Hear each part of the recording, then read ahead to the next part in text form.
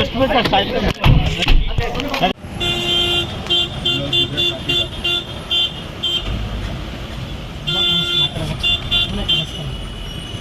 Black ಒಂದು ಕಾಣಿಸ್ತಾರೆ.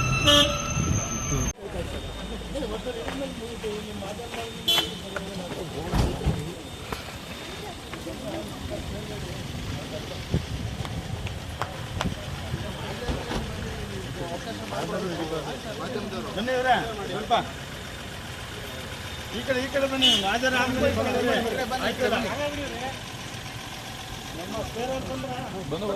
ಬಾರ ಒಳಗೆ ಬಂದ್ಬಿಡ.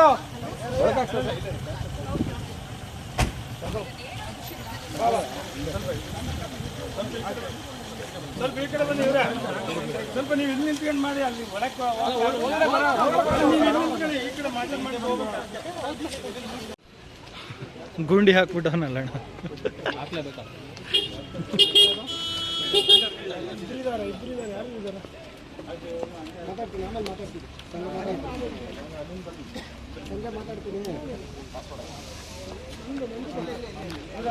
ಅಣ್ಣ ಪಬ್ಲಿಕ್ ಗಾಡಿ ತೆಗ್ಸೋಣ ಅಲ್ಲಿ.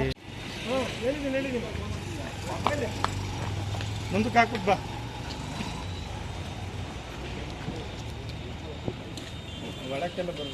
ಇಲ್ಲ ಸರ್,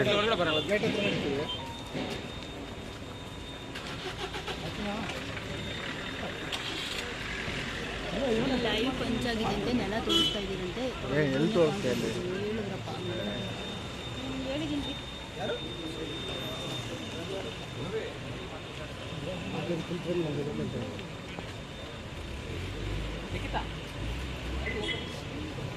ಬಾರೋ ಸರ್, ಕನೆಕ್ಟ್ ಮಾಡಿ.